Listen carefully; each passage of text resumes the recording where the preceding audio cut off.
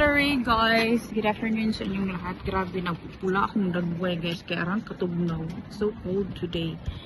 And kanina pa ako dito, guys. Hindi lang ako gumagalaw kasi masyadong malamig, masyadong mahangin today. Pero andito na ako sa labas ng Havikirua Kapayka. Nandiyan na yung pila. So mamimili na ako dito na pagkain for worth 10 euros. Tingnan natin, guys, ano magpapamili natin today. Gusto ko ng maraming fruits na naman ulit. Diba? Para magamit namin sa juicing namin, guys. Meron pa akong isang balot doon ng spinach. So kung meron ako makitang spinach dito is kukunin ko. Kasi kailangan ko yun sa aking smoothie. Meron din mga bulaklak doon, guys. Pero hindi na ako kumuha kasi medyo laya naman. Malaya lang sa mood kasi malamig sa labas. Yan pa, may extrang tinapay. Guys, hanga ka, uy. Sobrang lamig sa labas. Basta malamig, it's so difficult to breathe. Yeah. And I still have a little bit of flu. It's one of the reasons. So, today, guys, is punta tayo doon sa... sorry, guys, ang uyog-uyog. Today, guys, punta tayo ngayon doon sa... or hindi ko na siguro kayo masasama kasi konti na lang yung oras. I have only 30 minutes. Before the Ukay-Ukayan will close. It's now here. Dito yung sa city, guys, merong Ukay-Ukayan dito na nirentahan namin. So mag-arrange ako doon ng gamit. So hindi ko na siguro kayo masasama doon kasi I know maraming tao ngayon, guys, kasi pa-closing na. Nag-arrange lang naman ako and hinihingal pa rin ako. Grabe, guys, giubo na jud ko. Oh my god. Let's stop somewhere later to buy some water, Daddy. Grabe, pulahan ako, guys. Uy. The weather is so cold. It's so windy today. Yan. Hindi ko na kayo masasama doon, guys, kasi nga mabilisang galawan ang gagawin ko doon. Nilalagay ko lang yung mga items ko. And then, aalis din kami agad-agad kasi uwi na tayo ng bahay. Siguro dadaan lang ako ng store para bumili ng mainom kasi hinihingal talaga ako, guys. When the weather is so cold, it's so difficult to breathe. It's plus the dry air, it's so difficult to breathe and the air is so dry. In summer, only on summer, if the water is too hot, the air can be so dry. It's only on summer. Yeah, because it's not moist in here. Yeah, it's not like in Philippines, study that when it's hot, but there's still like a breeze of something. There's a breeze of air, but in here, guys, it's so different. Oh, hiningal talaga. And when it's moist, usually it's very fresher weather. When it's like thunderstorm, the air is so heavy. It's made like that. Yeah, so we're almost there, guys. Bibilisan ko lang itong paglagay ng mga items ko doon. And then, i-haul natin yung mga napamili natin today for worth 10 euros dito sa Havikirua Kapayka. May kumakaway sa akin, guys. Hindi ko siya kilala. Akala ko yung dati kong workmate, hindi pala. But anyways, andito na ako sa labas ng Ukay-Ukayan. And i-display ko na yung mga gamit ko dito, guys, para makabenta tayo kahit papano. It was very quick, guys. Actually, sumunod din si Nico and Anika na sila. Sama ko sila, guys. Support sa tindahan. So, dito kami, guys, yung bagong area. Pero yung sa luma namin na Ukay-Ukayan, continuous pa rin yun. So, as of the moment, dalawa yung Ukay-Ukayan namin na lamesa. So, tingnan natin kung makakaginansya tayo dyan o hindi. But of course, pag hindi ganun maganda ang benta, ganun pa rin. I-stop. Pagpatuloy kung saan yung maganda ang benta. Ayun. So, uwi na tayo, guys, para ma-haul ko na sa inyo yung mga napamili namin sa Haviki. Very big box.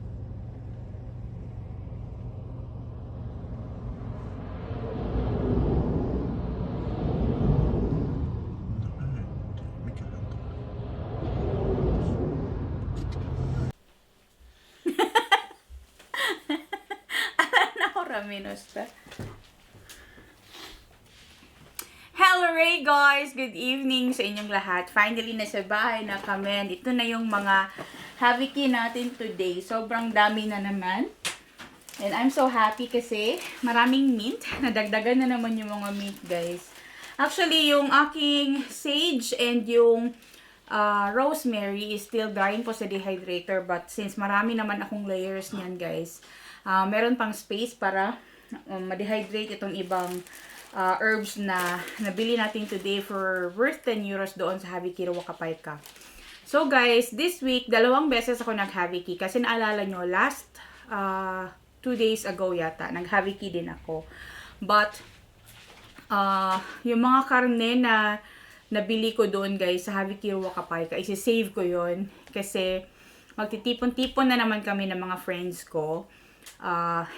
Same as last year, last summer, nagpunta sila dito sa amin sa countryside and nag-camping kami. So, sabi ko sa kanila na instead na mag-amot-amot kami guys, kasi ang ginagawa namin kapag meron kaming mga handaan, ganyan, hindi yung magbe-birthday or yung kunwari ipupuntahan namin na bahay ang maghahanda guys. Kami lahat, mag-share kami, magdadala kami, mag-aambag kami ng mga pagkain. So yung iba, nag-order sila sa mga Pilipino na nagluluto sa Helsinki. May mga nagbebenta-benta kasi ng mga Filipino foods. Or nagluluto sila sa bahay, tapos dinadala nila doon. Tapos pinagsasaluhan namin. Ganun ang nangyayari palagi. And sabi ko sa kanila na sobrang dami talagang Habiki Ruwaka na nabibili namin. And naisip ko na kung okay lang sa kanila. Kasi guys, yung mga sausages na Habiki ko from last week, nakasama ko si Carlos and Elisa, yung 2 sausage lang nun ang nakain namin doon sa Mesila. The rest of it guys, yung lahat ng pinakita ko dito sa video was napunta sa aming freezer. Nilagay ko sa freezer lahat. So, yung camping namin will be 2 nights. Kasi weekend yon from Saturday hanggang Sunday. So, Friday night and then Saturday night. So, kibali 3 days and 2 nights. So, nag-book na kami lahat guys ng aming mga holidays and ng aming mga day off para kami talaga ang magkakasama on that day.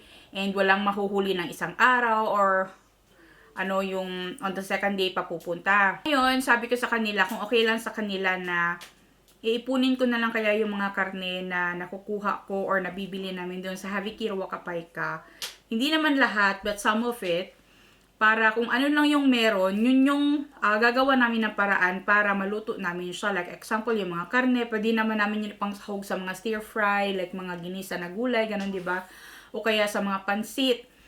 O kaya yung mga sausages during evening, mag-grilly kami kasi meron namang bonfire doon. So, yun ang naisip ko. Tapos, sabi nila, that's a good idea. Kasi, last time, guys, nung nagtapok-tapok mi, guys, yung isang fridge doon, 3 araw lang kami, punong-puno. Kasi, sobrang daming pagkain na dinala. And sobrang dami din nilang pagkain, inuwi pabalik. Kasi, sabi ko, hindi ko kasi pwedeng kunin yun lahat.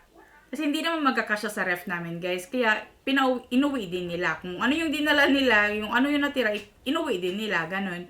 So, ngayon, ang gagawin ko is ipunin ko yung mga karne na sa tingin ko is magagamit namin sa pagtitipon namin, guys. In the coming months. Tagal-tagal pa naman. But, I'm pretty sure na bago dumating yung araw na yon is marami na akong maipon na karne. So, ang gagawin ko is yung mga ibang layers ng aking yung isang part ng aking freezer, guys, puno na siya ng karne and ng sausages. So, yung other layers is merong mga vegetables. Pero yun naman yung palaging ginagamit din namin dito sa bahay. And yung mga berries namin, i-empty namin siya kasi i-juice ko yun, gagamitin ko sa aking smoothies, ganyan. So, magkakaroon din talaga ng space. So, ngayon, yung ibang karne na nakuha ko from the Habiki is gagamitin din talaga for that event. And abangan nyo yan, guys, kasi masaya yan. Last year, nagtipon-tipon kami and it was so nice. It was so awesome day. Everybody enjoyed. And I hope this year, it will be the same or mas maganda pa. Ayun. So, isa-isahin na natin guys itong napamili namin sa Havi Kirwa Kapayka for worth 10 euros. 2 bags. Medyo mahaba ang pila today. And, nung pagpasok ko guys, saka pa lang nila nilalagay yung mga ibang pagkain na nanggaling na sa freezer. Kasi same as sa church, nagsastock din sila ng mga karne na para sa mga tao na, alam mo yung konti lang yung stocks nila. Meron silang extra para yung lahat talaga is magkaroon ng karne. And marami na namang sausages today, guys. Kaya papakita ko sa inyo yung mga napamili ko. Unahin natin today itong ating mga herbs. So, meron tayong dill. And meron akong minto or mint. So, itong dill, guys, gagamitin ko to sa sandwich namin. Lalagyan ko ng dill yung pagkain. Tapos, itong minto, ito guys, mint. Ito naman is another mint na naman. Pangalawang mint na to. Kumuha din ako doon ng isang basil. Maraming basil pero isa lang ang kinuha ko guys. Tapos another mint na naman. Ilang mint na ba? 4 na mint. 4 na mint na ito guys. Yeah, 4 na mint. Ana lang na bigay. Maigo. Tapos first time kong bibili nito doon sa Haviki guys. Ito is yung herne. Soybeans ito guys na pang salad siya. Ayan, pwede din ito pang garnish sa mga pagkain. So, marami ito doon pero ito lang isa ang kinuha ko kasi hindi ko kasi alam kung anong lasa niya. Never pa ako nakatry. But nakikita ko to sa mga restaurants and yung sa friend ko na vegan na nilalagay niya to sa kanyang salad. I think this is very healthy kasi protein ang ano 'di ba? Ang beans. Para siyang bean sprouts din siya guys. Para iba lang siya sa munggo na sprouts. Pero yan is soybean sprouts. Tapos meron na naman ako ditong thyme, 2 bag ng thyme. Pagsisikapan ko na this week, mapapakita ko na talaga kung paano ko ginagawa yung mga ibang recipes ko gamit yung mga mushrooms since meron akong thyme. Tapos guys, maraming pagkain talaga today. And marami na naman talaga tayong carrots. Itong mga carrots guys is napakarami. Andun to sa pinakahulihan yung mga baskets or yung mga boxes nila doon guys na pwede kang kumuha as much as you can. Kasi ito yung mga carrots guys na ganyan siya. O, nahiwa na ba? Yan, nahiwa man yan siya guys. Tingnan mo. Ayan o, yung gawa lang siya ng nature. Natural siya na ganyan yung itsura niya. Yung pagkatubo niya ba, hindi siya ganun ka-perfect. Tapos ito na nga putol guys. Ayan, kaya ito andoon sa Haviki. Kasi hindi niya binibenta sa store ng ganyan guys. Kasi dapat yung sa store is yung perfect na carrots. Straight na carrots. Pero wala dapat siya buak guys. Wala siyang liki-liki. Oh, masa na yung mga blemish. So marami ako dito itong mga carrots na putol-putol. Yan. So I'm happy kasi magagamit ko to sa juice namin guys. Yung the other day na mga carrots is meron pang natirang 2 bag. Kasi yung mga apples is ginuce kasi namin. So, mas dumami ang juice kapag hinaluan mo talaga siya. Hindi lang siya pure na carrots. Unlike yung the other time na pure carrots lang yung ginawa ni Nico. So, marami tayo nitong mga carrots guys. So, of course, ito is i-juice natin to guys. Hindi natin yan sasayangin. And kumuha na ako ng maraming saging. Kasi nung last time na kumuha ako ng saging guys, iniwan ko lang yung saging sa mesa. Pagka umaga guys, wala ng saging kasi inubos na pala ni Anika. Ayan, marami tayong mga saging dito. Dinamihan ko na yung kuha ng saging kasi si Anika guys, mahilig siya sima-sima. Right away in the morning, mag-aas na siya ng breakfast. Sabi ko sa kanya, gumawa ka ng tinapay mo. Gumawa din siya kanina. Marunong na siyang gumawa guys. Siya gumagawa minsan ng breakfast niya. Kasi alam nga naman ako lang no. Tapos madali lang naman yung tinapay. Kasi lalagyan lang naman yun ng butter. Tapos yung ham. Tapos yung cheese. Tapos milk. Kukuha lang siya sa ref. Tapos meron tayo ditong cocoa powder guys. Ito is mag-expire siya ng 2027. Ito cocoa powder. Plano ko pa naman bumili ng ganito previous days. But hindi ako bumili kasi meron palang mabibili sa Havi Kirwa Kapayka. Ayan. So, meron tayo nitong cocoa powder. Siguro gagawa ako ng dessert or something. Hindi ko pa alam. Ay, pero meron ako naisip, guys. Namimiss ko kasi yung moron, yung suma na moron sa Leyte, yung ganun ba. Kasi ginagawa yun lagi ng nanay ko kapag yung isang tita ko, guys. Nung buhay pa yung tita ko, ginagawa nila yun together. And I know how to make it. It's just that, hindi tableya ang ginagamit ko dito sa Finland. Ang ginagamit ko is itong cocoa powder. Kasi chocolate din naman to, 'di ba? Saan ba nanggaling ang cacao? 'Di ba? Sa cacao nga. 'Di ba? Powderized lang ito. So hindi siya tableya. Yung tableya kasi unrefined pa kasi talaga yung 'di ba na chocolate, yung 100% or 99.9% na chocolate yata yun siya. So ito is almost the same, but tatapangan mo lang siya. But kung meron ako mga friends na nanggaling example ng Pilipinas tapos bumabalik sila dito, minsan pinapasalubungan nila ako ng mga tableya nanggaling sa Pilipinas, ganon. So yun naman ang sinisave ko din para gawin kong tsokolate o kaya gagawa ko ng sumanamuron. But ngayon since wala akong sikwate guys, wala akong chocolate na galing sa Pilipinas, pwede na ito. So, baka gumawa ako ng suman one of these days. Diba? Ayan. So, meron din tayo dito mga sweets. Kumuha ako nito guys, pang snack lang ni Anika. Dito sa bahay. And siniko kung gusto niya. Tapos, meron tayong bag ng 2 piraso ito ng ano ito? Meat pies ito guys. 2 piraso. So, definitely ito yung magiging dinner tonight. Yung mga meat buns. Tapos, meron din tayong nabili doon na tumarupale or yung black grapes. Tingnan nyo yung black grapes, guys. Oh. Yan, oh. Ganyan, itsura ng black grapes, guys. Pang habiki na adre sa Finland, guys. Ano siya dito, guys, kay yung ibang pieces niya, wala may gubaan eh. Ambot, wala may guba, guys. Ay, tura din ako, nakita na. Ay, yun na, nahumok na. Overripe na siguro ng tindahan, guys. Naman to. Na ako nakita dari isang piraso dito na merong sira. Kaya ito andun sa habiki. Ayan, tapos 2 pala yung grapes natin. Ito is dark grapes ito. So, the same. Yep, grapes. Tapos, marami tayong apples. So, itong mga apples, of course, i-juice din natin to guys. And, I'm so happy na marami kasi nga, kapag juicing kasi talaga, marami ang kailangan mo. Today, ang lunch ko was, smoothie lang siya. Nilagyan ko siya ng carrot juice. Tapos, yung spinach. Tapos, ano ba yung nilagay ko? Mixed fruits. Konting 2 kutsara ng mixed fruits. Tapos, ano ba yun? Spinach. Tapos, yun lang. Yun lang ang kinain ko kanina lunch. Pero si Nico and Anika nag-rice sila. Nag-brown rice sila. Ayun. So, nag-rice na kasi ako kahapon, diba? Kaya, today hindi ako nag-rice. So, ito is... Ay, meron pang isang apple, guys. Ito yan. Meron pang isa.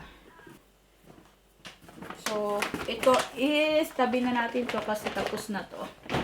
Tapos, hindi ako humingi ng kape, pero binigyan na naman ako ng kape. Tingnan nyo guys, naka-vacuum seal pa talaga to. Pero this is dark roast coffee. Vahava Pehemya. Dark roast coffee. Ayan, meron tayong dark roast coffee. Tapos, hindi ako kumuha ng maraming tinapay. Ito lang ang kinuha ko na tinapay kasi meron pa kasi kami sa ref guys. Busin muna namin yung last time. Tapos, mushrooms. Ayan. Mushrooms. Tapos, ito na naman, carrots, guys. Adungagan na po na itong carrots, diba? Oh. Ay, 2 palang binili ko na tinapay, guys. Ito pa yung isa, oh. Ito naman is kaura or oats siya na tinapay. Itong isa is multi-grain. Tapos, meron na naman tayong mga sili, guys. Ayan, oh. Mga sili ito. Nanggaling ko sa habiki. Diba? Uy, ito is organic pa, guys. Uy, luwa mo. Basta, luwa mo, guys. Hindi, luma, guys, ha. Luwa mo. ibig sabihin organic. Ang mahal kaya ng organic dito guys sa Finland. Galing ito ng Spain. Di ba mga imported.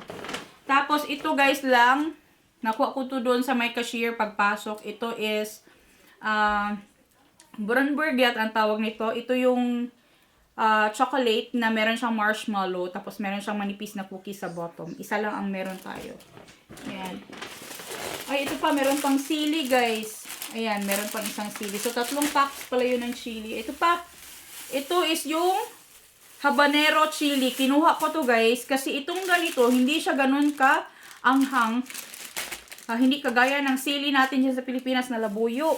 Mura siya tamis-tamis na unsa ba. Pero maanghang siya guys. Pero hindi siya ganun ka anghang. So, kinuha ko tong habanero guys. Alam niyo isang balot nito guys. This is about 100 pesos. Isang balot na ganito. Ilang piraso lang to. Habanero chilies. Kasi ito yung pinakamanghang na sili. Ayan. Para maging maanghang yung aking spiced vinegar. Tapos, meron ding rye used to. Pwedeng kumuha doon ng 2. Pero isa lang ang kinuha ko. Tapos, itong lawantay makara. Ito naman is palaman ito sa tinapay. Meron na naman tayong 2. Ayan. Doon natin ito ilagay para may space tayo. Tapos, meron din tayo ditong kala PHV. Pwede siyang pang burger na patty. Pero fish siya. Kala, yung kala mo lang. Hindi, yung kala sa Finnish guys is fish. PHV is steak. So, or patties. Ganyan. So, meron tayo dito. Merong 4 na piraso. So, pwede na itong pang ulam diretso. Lagyan ng sauce. Tapos, meron din tayo ditong burger. Ayan. Ilalagay na lang to sa microwave. Lagyan natin doon. Makakain yan tonight agad-agad. Tapos, guys, ito talaga. Lugi ng mga tindahan dire guys. Ito guys, yung sinasabi ko, nang pagpasok ko, nagsabi sila na wala na daw karne, kailangan na maglagay ng karne. Kaya kumuha sila ng karne doon sa mga stock nila guys. Oh my God. Oh my God. Ito guys is karne ito ng baka. Yung ulko fillet, yung ginagawa nilang pang steak dito. Pwedeng steak siya na part. And this is worth 17 euros and 60 cents. Diyos mio, Marimar. Ang per kilo niya is 19 euros 95. Ang per kilo ha. And this is almost 1 kilo, 800 grams. 882 grams. Yan oh, 17 euros 60 cents guys. Whew, I'm so happy with this. Tapos meron pa ito pa. Mga sausages. So, ito ilalagay ko to doon sa aming stock na mga sausages, guys. Kasi magagamit namin yan pag nagtipon-tipon may sa mga friends. Tapos, another sausages, guys. Yan. O, diba? 4 na sausages. Merong foot long and short long. Pero tambok long. Yan, diba? Tapos, ito pa, guys. Ito, meron tayong yogurt. Ayan. So, yung mga ganito, usually, napupunta to sa Haviki kasi nga, nahihiwalay na siya sa mga kasama niya, guys. Kasi usually, this is pack of 6 or pack of 10 or 12. Ayan. Pero ito, na-separate na siya, kaya andun siya sa Haviki. Ayan. But ito pa talaga, guys. Kinuha ko na tong karnino na isa. Tapos, tinanong ko kasi nagdadalawang isip ako kung ito ba or ito. Pero hindi ko kasi alam ano to. Tinanong ko siya, ano ba to? Na karne. Is it pork or beef? Tapos sabi niya, it's beef daw. Tapos yung tiningnan ko itong beef na to, itong Naudan Ulko fillet na to, sabi ko, saan kaya dito sa dalawang kukunin ko? Tapos sabi ng babae na, ota, sabi niya, just take it, sabi niya. Sabi niya sa akin doon. Kaya sabi ko, ha? Sabi niya, yeah, just take it. Kasi ako na kasi yung last, guys. Tapos marami pang naiwan doon sa box nila. Kaya sabi ko, anong karne ba to? Tapos sabi niya na, I think if I remember it right, that is a smoked beef. Oh, smoked beef, diba? Kaya sabi ko, pwede ko ba ang amuyin? Tapos ginanon ko pa doon, oh nga, smoke nga. Tapos sabi niya, malalaman mo ba, frozen yan. Frozen ito guys kasi nanggaling ito sa freezer nila. Nilagay nila to sa freezer, yung mga stock nila guys ba. Kasi minsan, alam mo yung magkukulang yung pagkain, tapos maraming tao. Like today, maraming tao guys, kaya andun ako, medyo maaga kaming dumating, pero umikot pa kasi kami kasi meron akong kinuha or meron akong tiningnan. Kaya bumalik na naman kami. Pagkabalik, marami ng tao guys, kaya andun ako sa may pinakalikuran na banda. Ayun, medyo maraming tao today. Siguro bukas, hindi masyado maraming tao kasi last week, nag-Haviki kami. Hindi ganun karami ang tao pero late din kami nun. Pero I'm so happy kasi meron nito. Itong smoked beef, o diba? So, ang plano ko is, itong smoked beef is, ikikip ko to dun sa freezer para sa mga friends ko. Tapos, ito naman yung lulutuin namin dito sa bahay. Mag-bistik siguro ko guys. Ay, tagal ko na hindi nakakaano ng bistik. Tapos lalagyan ng mushroom, no? O, diba? Meron tayong beef, tapos meron tayong mushroom. O, diba? Pwede, guys. Pwede. O, diba? So, amazing. Sobrang daming pagkain, guys. And, kakapanghinayang pa rin palagi na natatapon ito sa Haviki. But, it gives me joy na nakakabili ako doon sa Haviki Ruakapayka. Napakamura guys ng 10 euros. Tapos ganito karaming pagkain. Isipin mo yung saging guys. Almost 3 euros na yan sa dami ng saging. And iilang saging ang nakakain ni Anika every day. Yung last time na nag-Haviki ako na may mga saging, isa lang ang kinain ko. The rest of it, Anika ang kumain. Diba? Tapos yung mga ganito, yung fiber kasi nito guys, itatapon na talaga siya. Kasi ang ina-extract lang namin is yung juice niya lang talaga. From the fruits and from the vegetables. So, yung fiber niya, guys, yun yung tinatapon namin doon sa buy waste naman, of course.